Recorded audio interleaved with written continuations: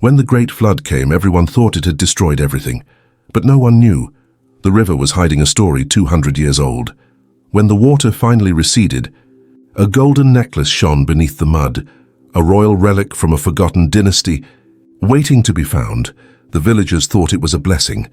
But they were wrong, because within that necklace slept a curse that has awakened again after 2 centuries.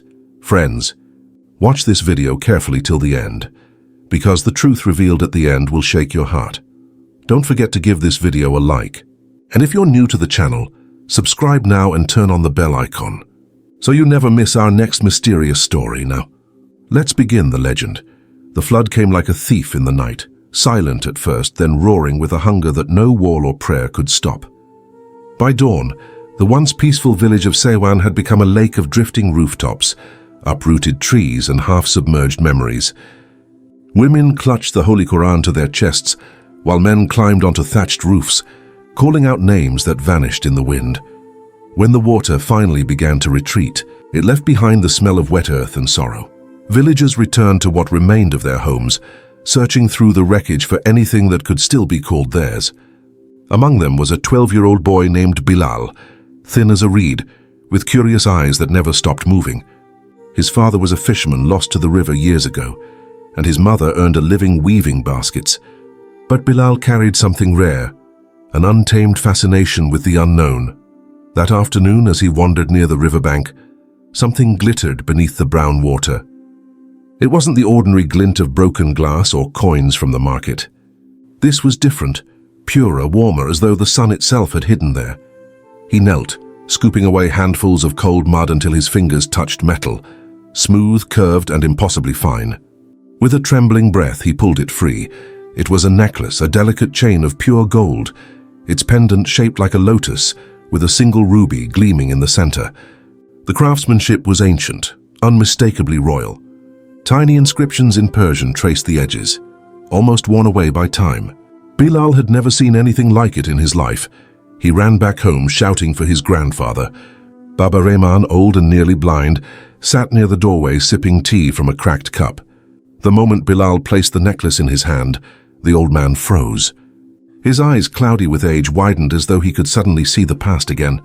"Where did you find this?" he whispered. "In the mud near the river bend." "It was shining," Bilal replied. Baba Rehman traced the pendant with his thumb. His voice trembled. "I thought it was lost forever." "The Heart of Indus." "The what?" Bilal leaned forward eagerly. The old man gestured for him to sit. "Listen, my boy. Before these lands were ruled by the British, before even your great-great-grandfather was born, Sindh was home to a kingdom called Shah-Nawazgar. Its last ruler was Princess Zuleikha, known for her wisdom and beauty. They said her laughter could calm the fiercest storm, and her mercy could end wars. But her reign ended on the night of the Great Flood. Outside, the wind whispered through the reeds. Baba Rehman's voice lowered, carrying the weight of centuries. The river burst its banks, swallowing the palace and all who lived within. Soldiers, servants, treasures, everything vanished beneath the Indus.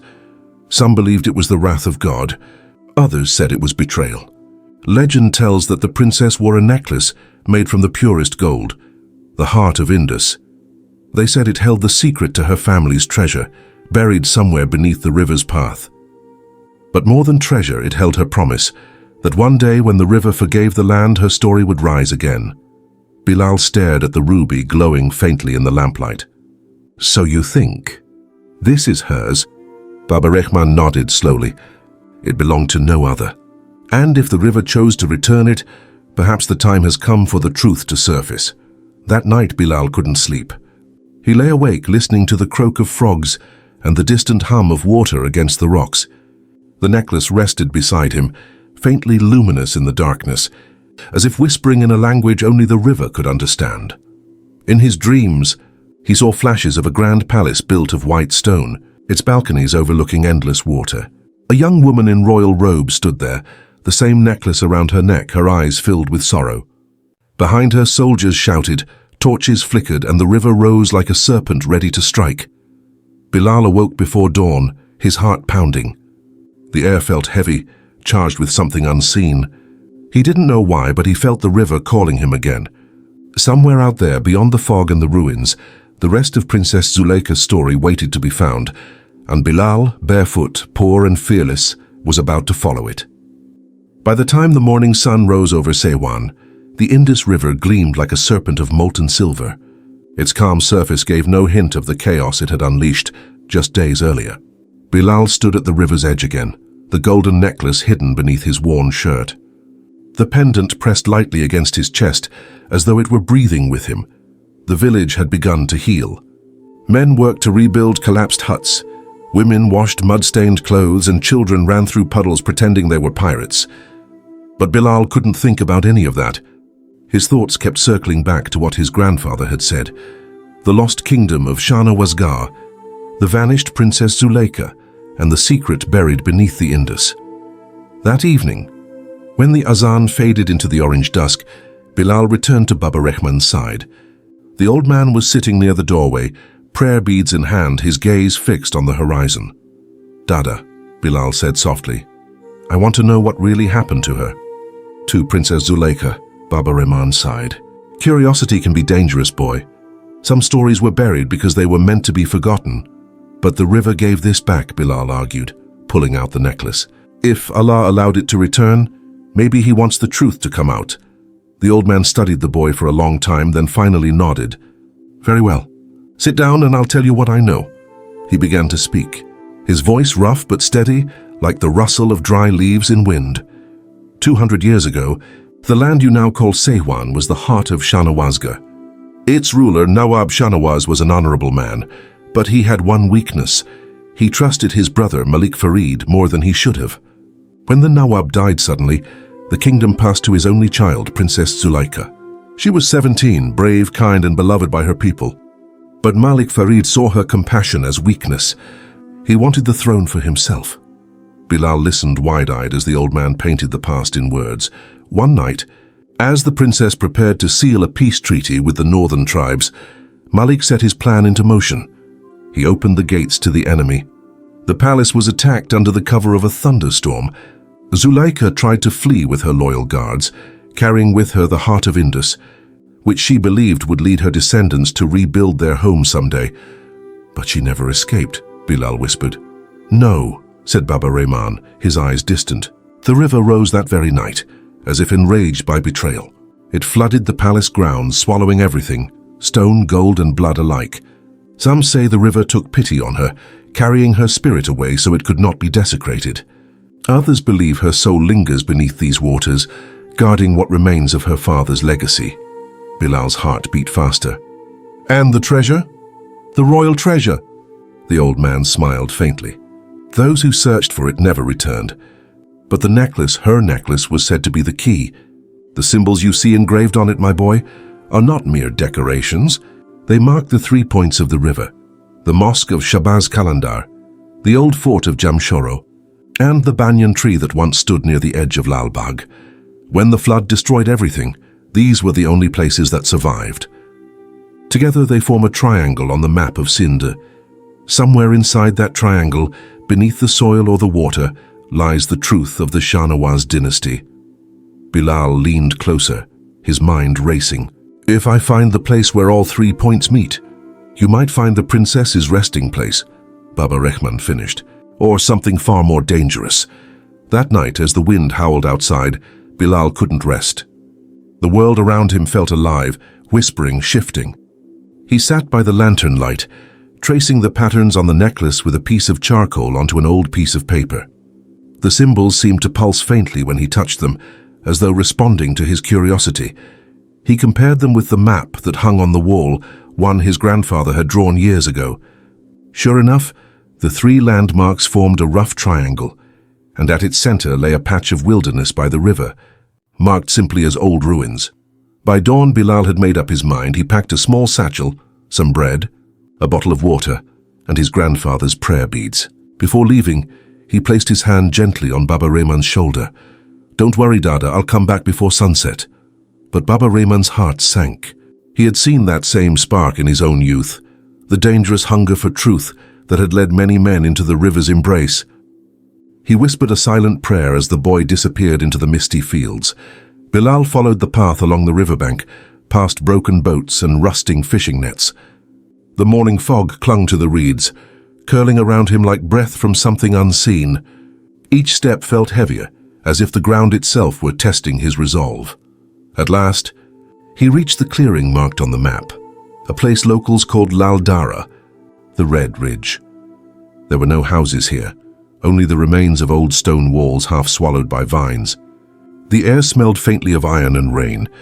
In the center stood a single pillar, carved with worn Urdu and Persian script. Bilal stepped closer. The engravings matched those on the necklace exactly. He took the pendant from around his neck and held it up to the morning light.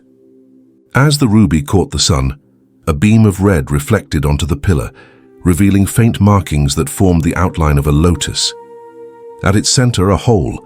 His hands trembling, Bilal placed the necklace's pendant into the opening.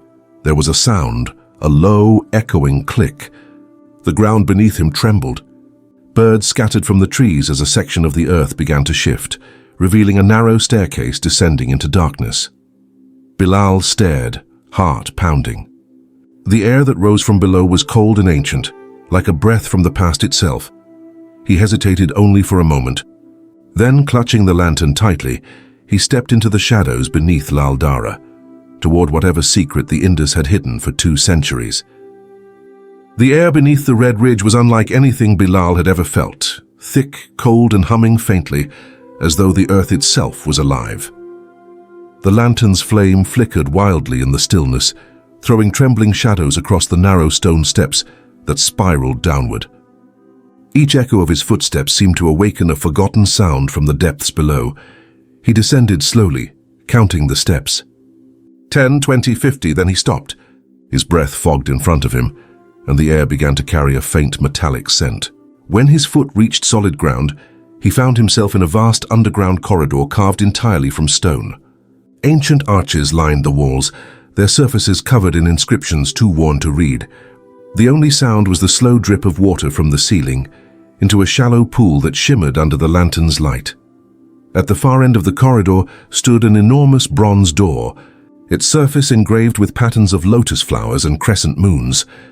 In the center was an empty socket, shaped like the ruby pendant from the necklace. Bilal's pulse quickened. He knew what to do. He lifted the necklace and pressed the ruby into the slot. The ground shook. A deep groan echoed through the corridor as the door split open down the middle.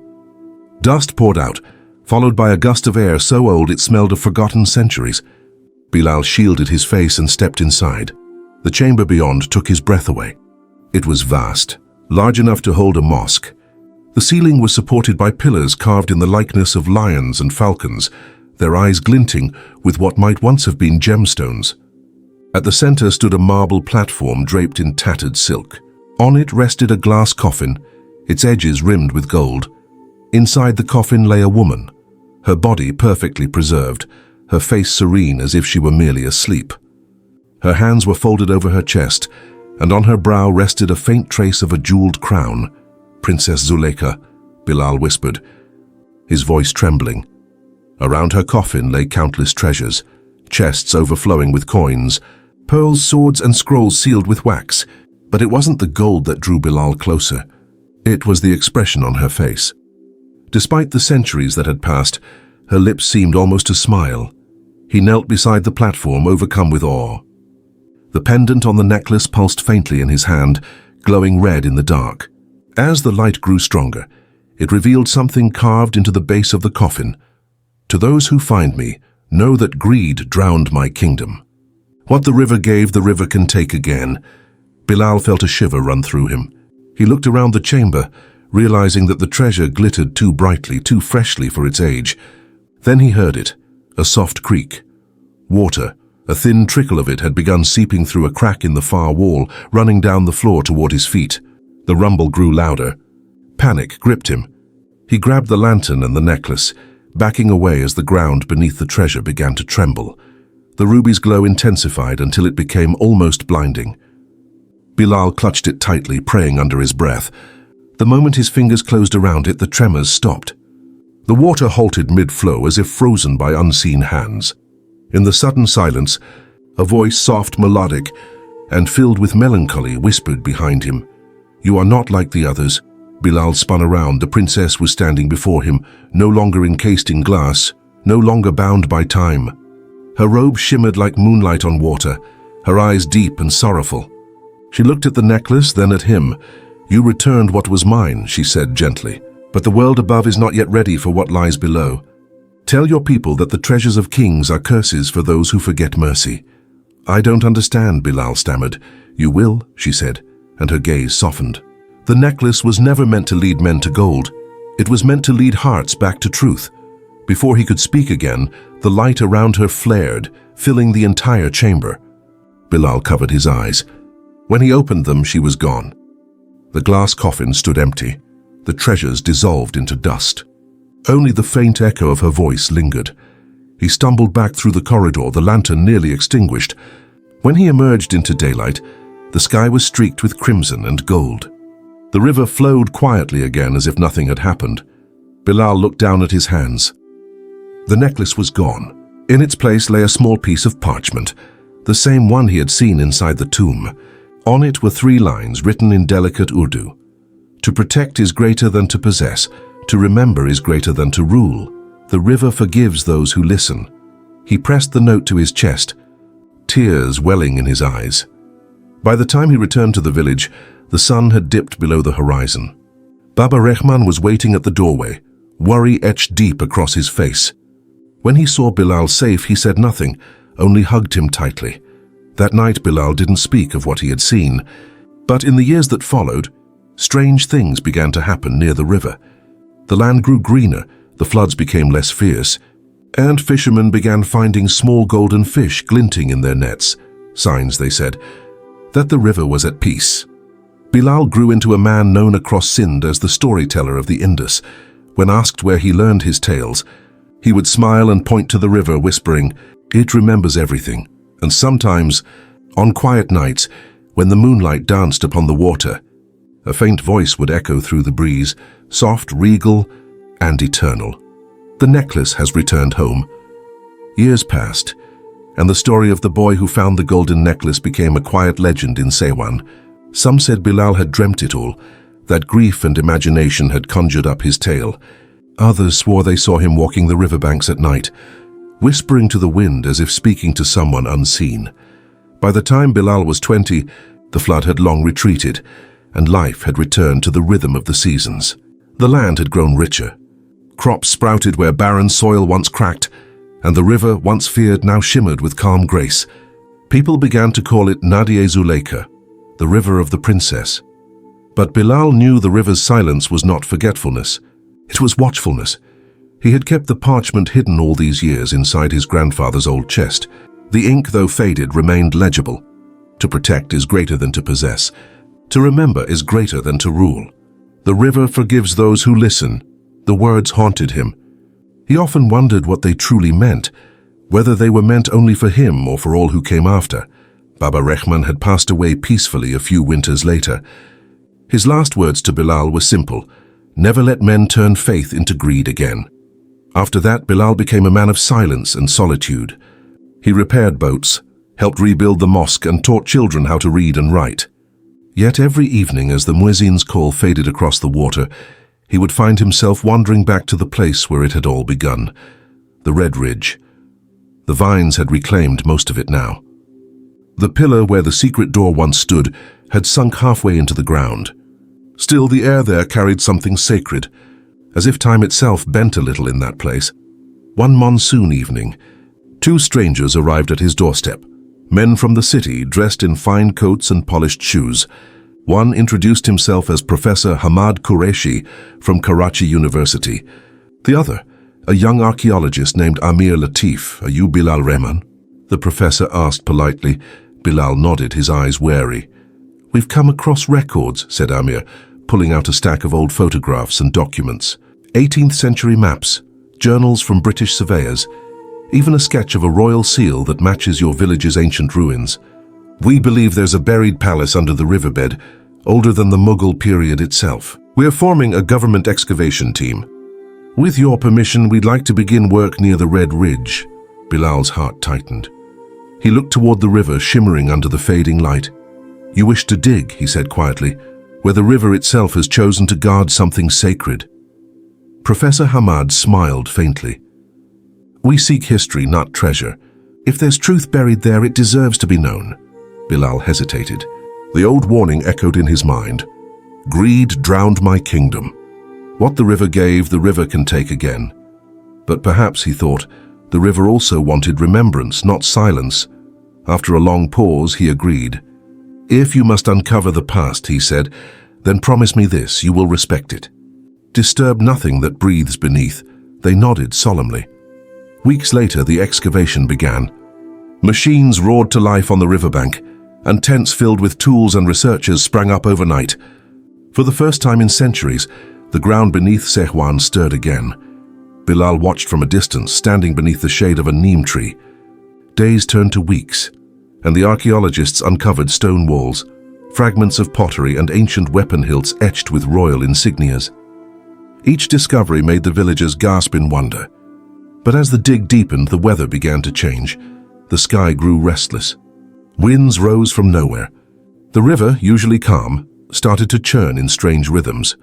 The professor dismissed it as coincidence. The pressure of the monsoon season, he said, but Bilal felt otherwise. On the 10th day, just before dawn, he awoke to the sound of thunder rolling through the valley. He ran to the site. The workers had already gathered, pointing toward the excavation pit. At the bottom, half revealed in mud and stone, was a great marble archway. The carvings on it matched the same lotus patterns Bilal had seen as a child. Amir shouted, "We've found it, the entrance to the Shahnawaz crypt." Before anyone could celebrate, the ground rumbled. The river's current suddenly surged, leaping its banks like a beast unchained. Water poured into the excavation pit. The workers screamed and scrambled to higher ground. Bilal rushed forward. "Stop the machines!" he cried. "Seal the site! The river warned us." But it was too late. The water consumed the pit in minutes. Tents tore apart, equipment vanished. The sky opened with rain so heavy it blinded the eyes, and through the chaos Bilal thought he heard a voice, a woman's voice, calm and sorrowful, carried on the wind. The river takes what men cannot respect. By morning the flood had passed. The excavation site was gone, swallowed whole, leaving only a wide pool where the ridge once stood. The government declared it a natural disaster. The professors left, shaken and silent. Bilal stayed. He spent the rest of that day by the water, staring at the calm surface. Then something caught his eye, a glint of gold beneath the ripples. He waded in, heart racing. From the shallows he lifted a single object, the Heart of Indus necklace, the same pendant he had thought lost forever. It was cleaner now, brighter, as if newly forged. And yet when he touched it, he felt no weight. It was light as air. In that moment he understood.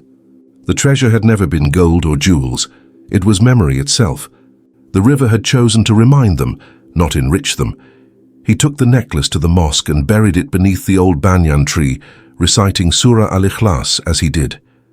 Then he stood there quietly, watching the sunlight break over the horizon. From that day onward, Bilal became known not just as the storyteller of the Indus, but as the guardian of the river. People from far villages came to hear him speak, not of gold or glory, but of humility, forgiveness, and the unseen balance that binds man to nature. Sometimes, on evenings of perfect stillness, when the last call to prayer faded across the fields, those who stood by the river claimed they could see a faint silhouette of a woman draped in royal white standing over the water. Her face turned toward the rising moon, her eyes filled with peace, and if you listened carefully, you might still hear her whisper through the waves, "When greed is buried, the river sleeps. When truth is remembered, the river smiles." Bilal grew old by that river. He never married, never left Sehwan. On the night of his passing, the villagers said the moonlight turned the entire river silver, and the sound of flowing water changed. It began to hum, almost like a lullaby. The next morning they found his body near the banyan tree, his hand resting over the place where the necklace had been buried. His face, they said, bore the same calm smile as the princess he once found beneath the earth. And since that day, the people of Sehwan tell their children, the Indus does not just carry water. It carries the memories of those who listen. Decades had passed. The world had changed. Where once stood a sleepy village of mud huts and fishing nets, there now rose a small but thriving town, Sewan Sharif, reborn with paved roads, schools, and a university that looked out over the same ancient river. Children played where the Red Ridge once stood. Traders sold tea by the bridge, and fishermen still spoke to the river before casting their nets, as if greeting an old friend. But among the elders, one name still carried reverence: Bilal Rehman, the boy who had once found the Heart of Indus. Time had turned his story into myth. For the new generation, he was part of folklore, a guardian spirit, half real, half legend. Yet for those who had known him, his absence still felt alive, like the lingering scent of rain long after the clouds had passed. One winter morning, a young journalist named Fatima Malik arrived from Karachi. She had been assigned a feature for the university magazine, The Hidden Kingdom of the Indus. Her professor, an aging scholar named Hamad Qureshi, the same man who once led the ill-fated excavation, had told her before she left, "If you wish to understand the truth, don't just read the archives. Listen to the river." Fatima carried only a leather satchel, her notebook, and an old photograph of a young man standing near a riverbank holding a necklace with a ruby pendant. The caption read, "Bilal Rehman, 1941, Guardian of the River." She walked through the village gathering whispers. The tea seller said Bilal could calm storms with his prayers. A fisherman claimed he once saw him walking across the water on a moonlit night. A widow swore that during the Great Drought, she found water only after praying near his grave. But it wasn't until Fatima met an elderly imam named Abdullah Sahib that she began to see the truth behind the stories. "Yes, I knew Bilal," said the imam, his voice low and steady. He was a simple man, spoke little, prayed much. But there was something about him. The river listened to him. Even the monsoon winds seemed gentler when he was near. He paused, eyes distant. The night he died, the moonlight turned the whole Indus silver. No one who saw it ever forgot. Fatima leaned forward. "Where is he buried?" The imam gestured toward the far side of the river, beneath the banyan tree, near the old mosque he helped rebuild. "But go after Asr prayer, when the sun softens. The river is quieter then." As the afternoon waned, Fatima crossed the bridge to the opposite bank. The banyan tree still stood tall, its roots entwined with stone and prayer ribbons fluttering in the wind. At its base lay a simple grave, marked only with the words, "Here rests Bilal Rehmanin, who listened when others dug." Fatima sat beside the grave and opened her notebook. The wind stirred the pages. She took out the old photograph and placed it beside her. For a moment she thought she heard the soft rush of water change, its tone deepening, becoming almost like a whisper. Then something unexpected happened. A small wave brushed against the shore, and caught in the water was a glint of red. Fatima gasped and reached down. Her fingers closed around a smooth object, the ruby pendant, the necklace. The very same Heart of Indus from the old tales. It was warm to the touch, faintly pulsing with life, as though it carried the rhythm of the river itself. Inside the ruby, beneath the light, she could see the faintest outline of 3 lotus petals, the same symbol Bilal had once traced in the ruins. She looked around. The river was silent. The air hung still, expectant. Then she heard it, soft, feminine. Distant, the voice of Princess Zuleikha. "Those who forget will seek gold. Those who remember will find peace." Fatima's heart pounded. She wanted to call out, to ask the river for answers. But all at once the wind rose and the sky turned golden with sunset. The light danced across the surface of the Indus, turning the water into a mirror of fire. She looked down again. The necklace was gone. In her palm lay only a droplet of water, clear, warm, and shimmering. That evening, Fatima returned to her guest house and began to write. Her article became something more than history. It became a story about faith, humility, and the invisible threads that connect the living with the forgotten. She ended her piece with words that would soon be quoted across Pakistan. In Sewan, history does not sleep under dust, it flows. The river remembers, even when men forget. Months later, the article was published worldwide. Scholars began to visit Sewan again, not with machines, but with notebooks and prayers. Environmentalists drew lessons from Bilal's warnings, teaching that greed against nature brings destruction. The government declared the Red Ridge and its surroundings a protected heritage zone, the valley of the Indus Heart. And on quiet nights, when the full moon spread its silver skin across the river, Villagers still said they could see two figures walking along the shore. One, a young boy with bare feet and a lantern. The other, a veiled woman in royal white. They never spoke, only walked beside each other, their reflections merging with the water. And sometimes, when a child threw a pebble into the river and watched the ripples fade, an old fisherman would smile and whisper to the wind, "Hush, little one. Don't disturb them. That is Bilal Rehman and his princess." The river still remembers their promise. In the morning, the water would always seem a little clearer, the breeze a little softer, and the village, forever guarded by its silent river, would wake to another day of peace. Because in Sehwan, beneath the earth and above it, the past was never lost. It simply learned to flow.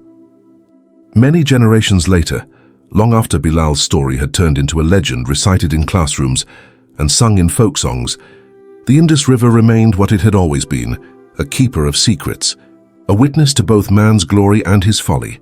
The people of Sehwan no longer feared the water. They revered it. On the first rain of every monsoon, families gathered at the banks to release paper lamps, each carrying a prayer of remembrance. They called it Rati Zuleikha, the night of the princess. It was said that on this night, if one stood quietly enough, the ripples of the river carried faint echoes of laughter and song, the echoes of the lost kingdom that had once ruled these very plains. The modern world, however, was moving faster than the river's rhythm. Cities were expanding, industries creeping closer, and engineers had drawn plans for a massive hydroelectric dam that would stretch across the Indus near Sehwan. It was to be called the Unity Dam Project, a symbol, the government claimed, of progress and national strength. Among those tasked to oversee it was Dr. Yusuf Rehman, an environmental historian from Islamabad, brilliant, skeptical, and ironically, the great-grandson of Bilal Rehman. He didn't believe in legends. "Stories like my ancestors belong in museums," he told his colleagues, smiling.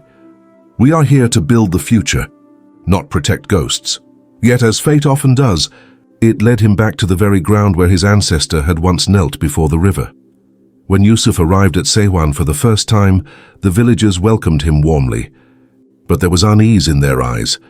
Old Imam Abdullah, now frail and nearly blind, still led the prayers at the mosque. He recognized the name Rehman and took Yusuf's hand with trembling fingers. "You look like him," the old man whispered. "Like the boy who listened." Yusuf chuckled politely. "I don't listen to rivers, Baba.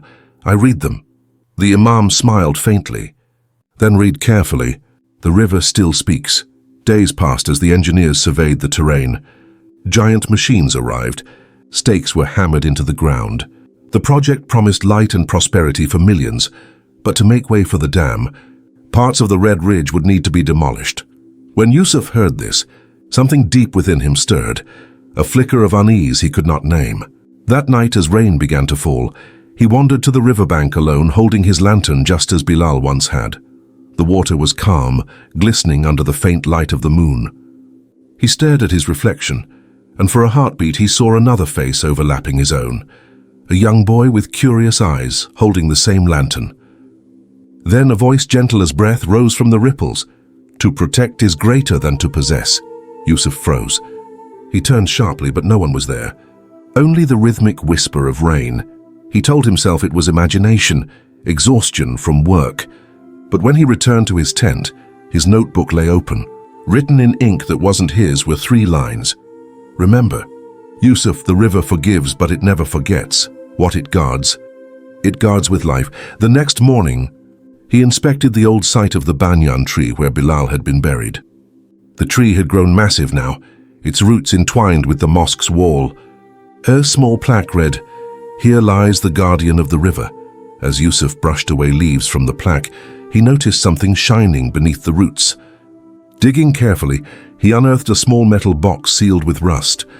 Inside it lay a folded parchment, the same parchment Bilal once kept. The ink had faded, but the words still breathed with warning.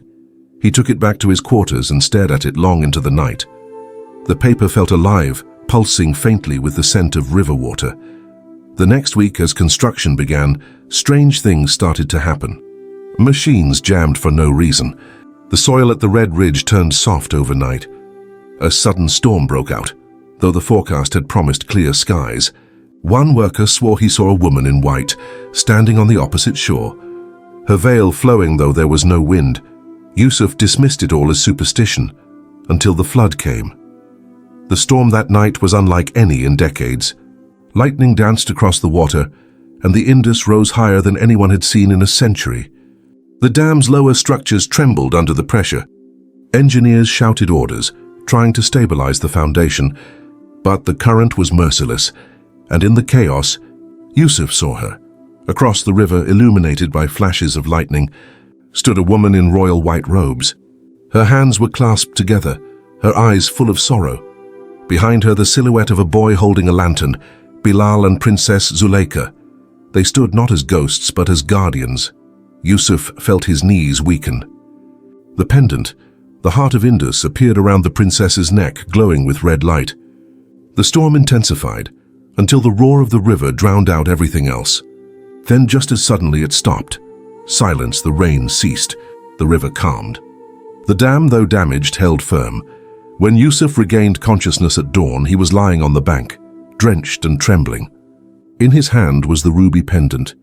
Around him the air smelled clean, purified, as if the earth itself had been blessed. He stood slowly and looked to the horizon, where the morning sun broke through the mist. The red ridge still stood untouched. The flood had reshaped the banks, diverting the construction away from the sacred ground. It was as if the river had made its decision. Months later, Yusuf resigned from the project. In his final report to the government, he wrote, "The land around Sewan is not just geology, it is legacy. The Indus remembers. We cannot build our future by erasing what remembers us." Instead of becoming a monument of steel, the area was declared a protected heritage reserve. The Unity Dam was built miles upstream, safe from the sacred flow, and in honor of Bilal and Princess Zuleikha. The site was renamed the Sanctuary of the Indus Heart. Years passed again. Children visited the sanctuary with their schools, learning how one boy's courage and one river's forgiveness had reshaped a nation's conscience. The story was now taught in textbooks, not as myth but as moral. And every year on Heart of Zuleikha, the villagers still gathered by the river, releasing lamps into the current. The water carried them gently away, glowing like stars scattered across the surface. Sometimes, when the night was quiet enough, elders claimed they saw two figures standing on the far bank, a young boy with a lantern and a princess in white, watching the lamps drift away, and the children would ask, "Are they ghosts?" The elders would smile and answer, "No, they are guardians." The river never forgets those who kept its promise. Then they would look out over the shimmering water, listening to its endless murmur, the eternal voice of the Indus whispering through the ages. When greed sleeps, peace awakens. When the past is remembered, the river flows forever.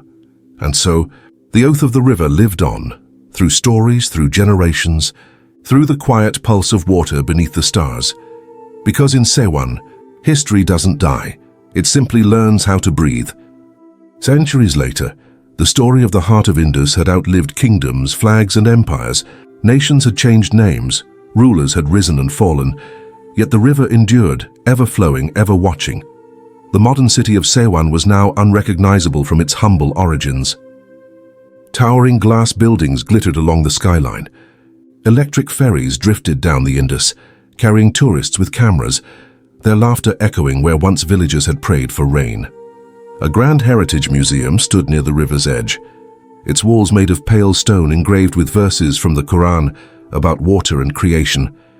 At the center of the museum, in a glass case under soft golden light, rested an object that no one truly understood, a delicate golden necklace with a ruby pendant, the so-called Heart of Indus.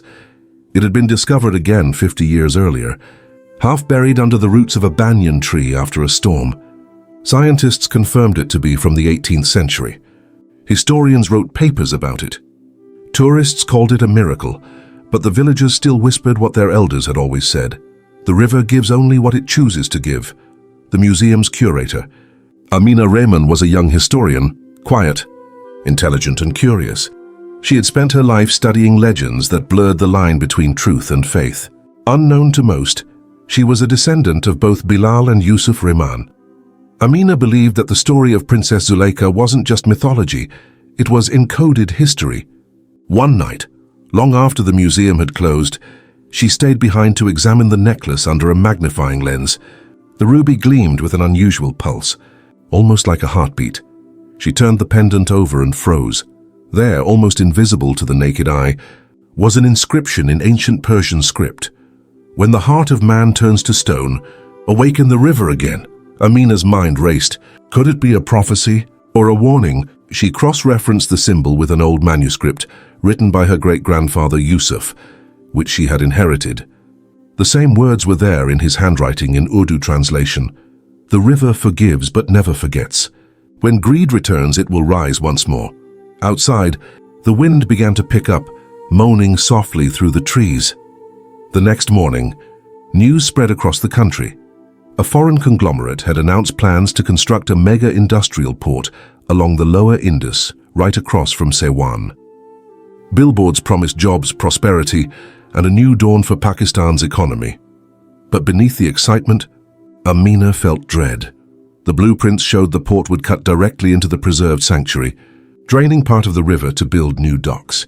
The Heart of Indus, it seemed, was about to be disturbed once more. She tried to warn the authorities, showing them records, legends, even historical data about floods and disasters in the same region.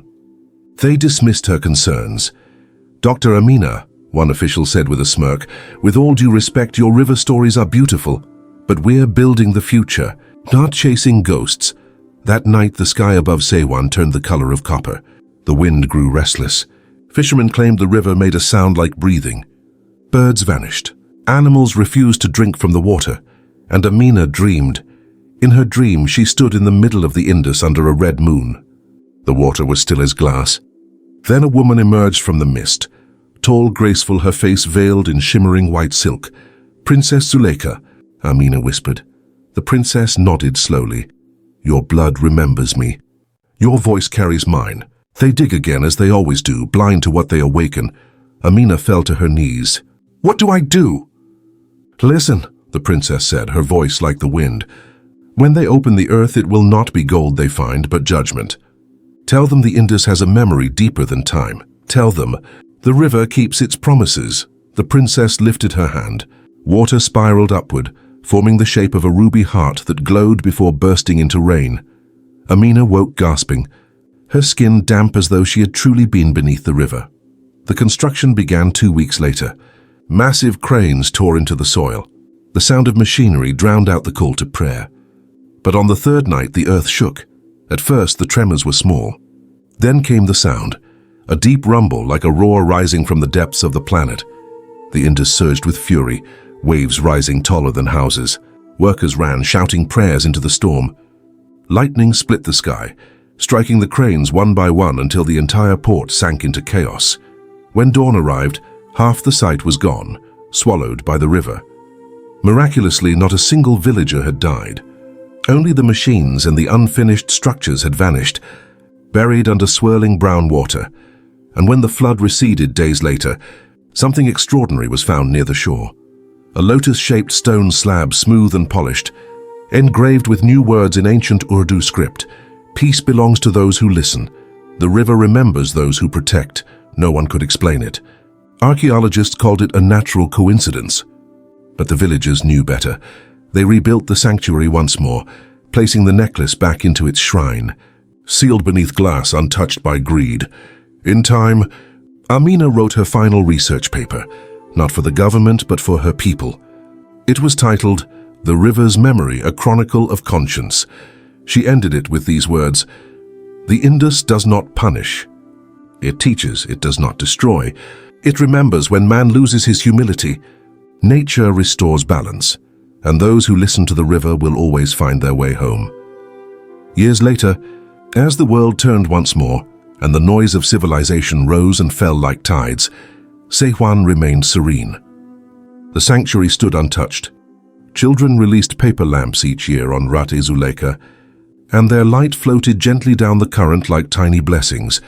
And sometimes, only on nights of full moon, fishermen swore they could see 2 figures walking along the water's edge. A veiled princess and a boy with a lantern. Behind them walked a third, a young woman with ink-stained hands and a golden necklace around her neck. The 3 never spoke. They simply watched the river side by side as the world continued to turn, and in the quiet breath of the Indus between wind and water, the eternal whisper still lingered. The river forgives those who remember. The story flows forever. 100 years passed after the flood that destroyed the industrial port, and yet the story of the Heart of Indus refused to die. It had survived paper, poetry, and prayer. It had lived through songs sung by mothers to their children, and by the slow hum of fishermen as they cast their nets under the morning sun. But in the 22nd century, when machines spoke louder than memory and the rivers were mapped, dammed and directed like obedient servants, the Indus had become more symbol than soul. Cities had swallowed the plains, towers kissed the clouds, and water, precious and scarce, was now controlled by corporations, not the heavens. In this new world stood the mega-city of Naya Sewan, a technological marvel built along what was once the quiet cradle of the river.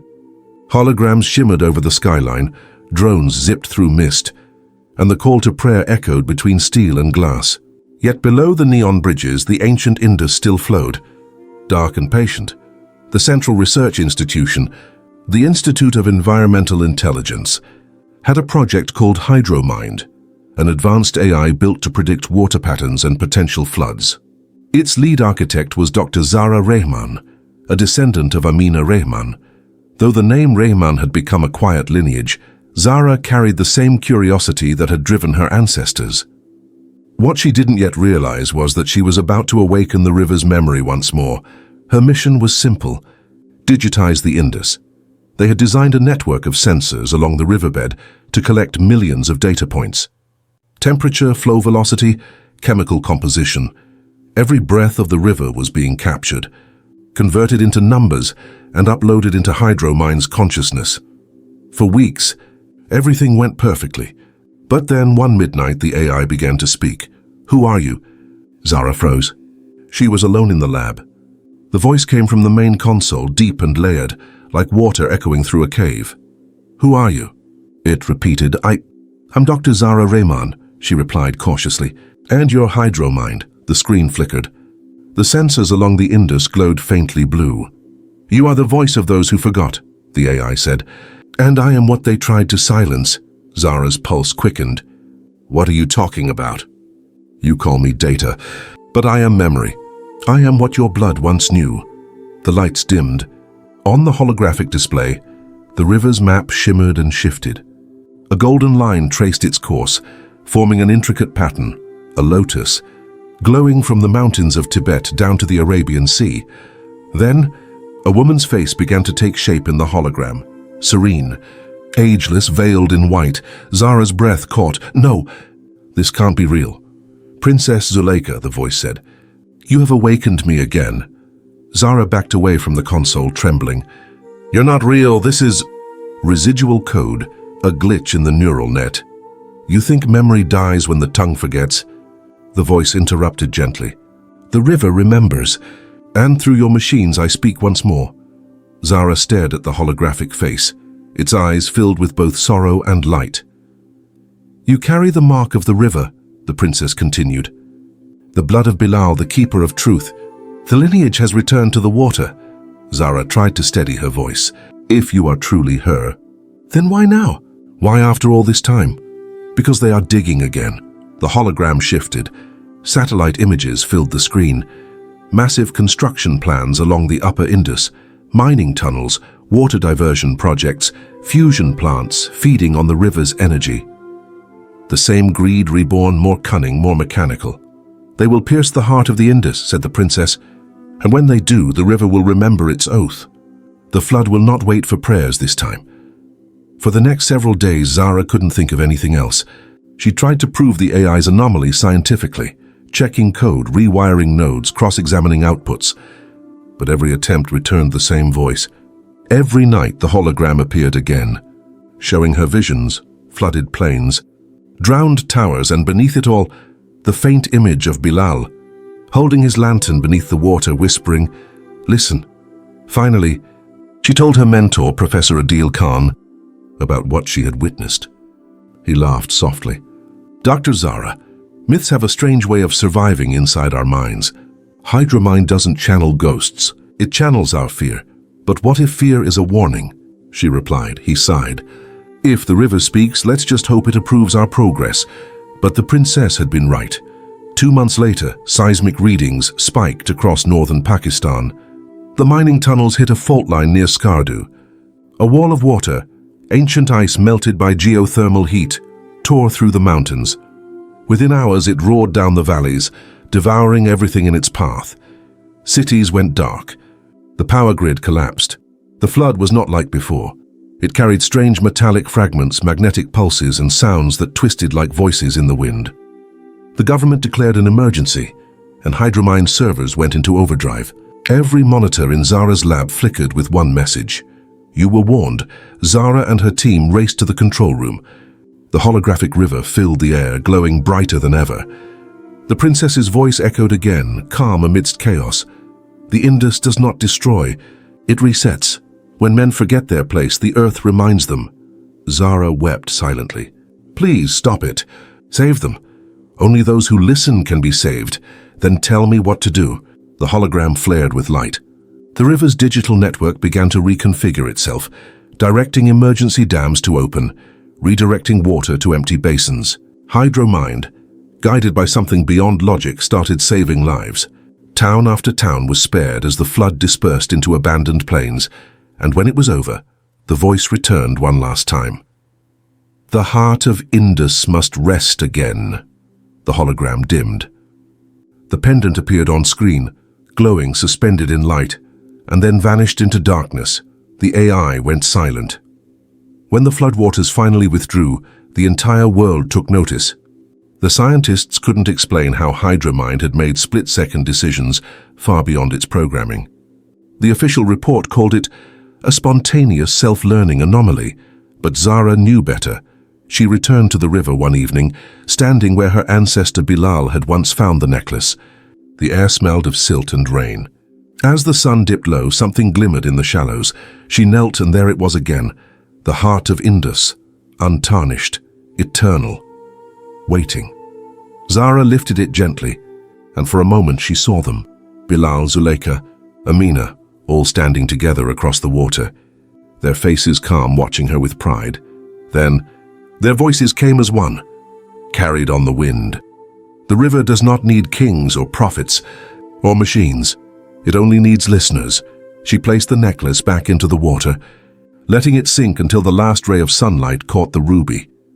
The current carried it away, and the Indus shimmered, alive, unending. And as the city lights blinked in the distance, Zara whispered softly, "The river remembers." Somewhere beneath the surface, deep and unseen, the river whispered back, always. From that night onward, the flood never returned. The water became purer, the crops richer, and every child born near the Indus was taught a single truth, passed down through centuries. The river does not flow through us, we flow through the river. And thus the story of Bilal, Zuleikha, and the Heart of Indus continued, not in the pages of history, but in the heartbeat of a living, listening world. 200 years had passed since Bilal Rahman first touched the golden necklace. Time, like the river, had moved endlessly forward, eroding memories, burying histories, yet carrying echoes of what once was beneath its steady surface. The Indus, ancient and eternal, flowed as if it were the pulse of the land itself.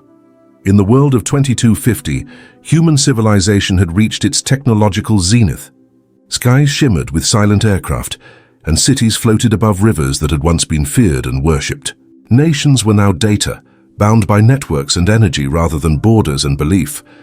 Yet in this hypermodern age, the Indus still ran unbroken through the heart of South Asia, flowing past towers of glass, temples of algorithms, and ruins that remembered stories men had forgotten. And beneath all of it, something stirred. At the Institute of Temporal Anthropology in Naya Sewan, a research team was working on a classified project called Chronohydra. Its purpose, to trace the genetic and temporal memory of ancient environments through the molecules of water. Scientists had discovered that certain quantum imprints could preserve microscopic traces of history, sound vibrations, temperature signatures, even emotional energy from living beings. Their hypothesis was breathtaking, that water remembers, and among the researchers stood Dr. Rayyan Malik, a quiet man with a skeptical heart. He was brilliant, methodical, and entirely uninterested in folklore. He believed in math, not myth. But his team leader, a historian named Dr. Amina Qureshi II, carried an obsession with the old Sindhi legend of the Heart of Indus. Every meeting she'd end with the same words. The Indus has always been more than water. It is consciousness. Rayan used to smile politely, thinking she spoke poetically, until the day the water spoke back. It happened during their 13th experiment. They had submerged quantum sensors into a sealed chamber containing a 1,000-year-old sample of Indus water, preserved from the original sanctuary. The AI interface translated wave vibrations into sound frequencies. For hours it was only static. Then a faint pulse emerged, steady, rhythmic, alive. The AI converted it into audible form. The sound that filled the lab was unmistakable. A heartbeat. Impossible, Rayan whispered. There's no biological organism in that sample. But as they stared, the heartbeat began to form words, ancient Sindhi syllables soft as prayer. The AI translated them automatically. Who listens now? The lights in the lab flickered. The temperature dropped. Amina Qureshi's face went pale. It's reacting to us, she murmured. It's aware. Rayan shook his head.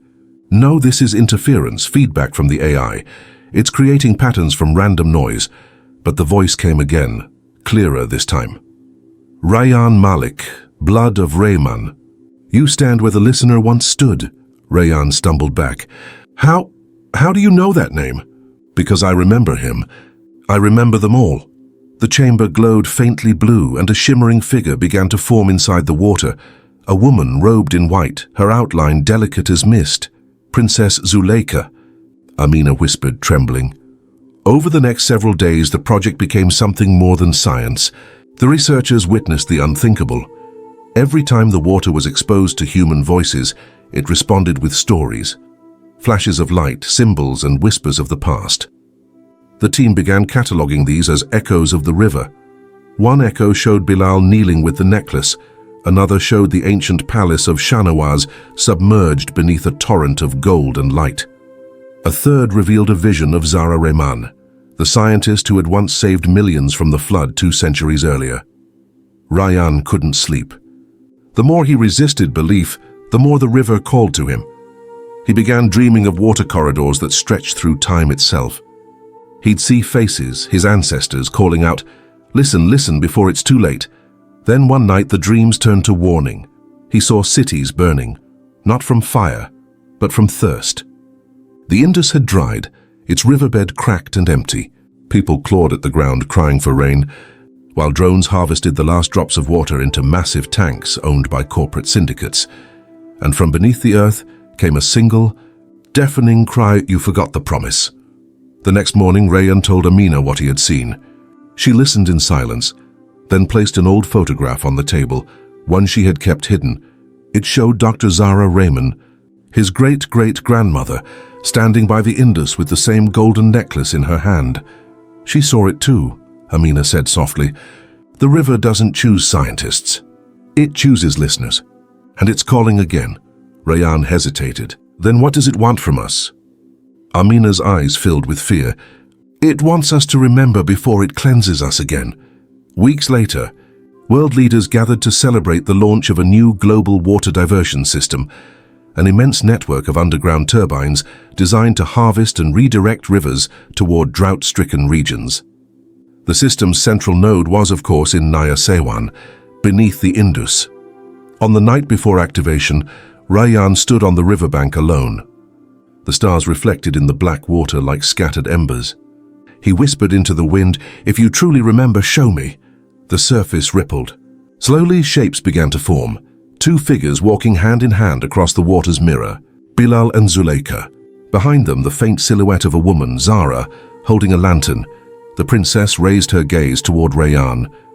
The river flows through blood, through voice, through choice. You can silence it with steel, or keep it alive with mercy. What will you do, listener? Rayan fell to his knees, tears streaming down his face. Tell me how to save it. You already know. The vision faded, leaving only the whisper of water against the shore. The next day, when the turbines powered on, something extraordinary happened.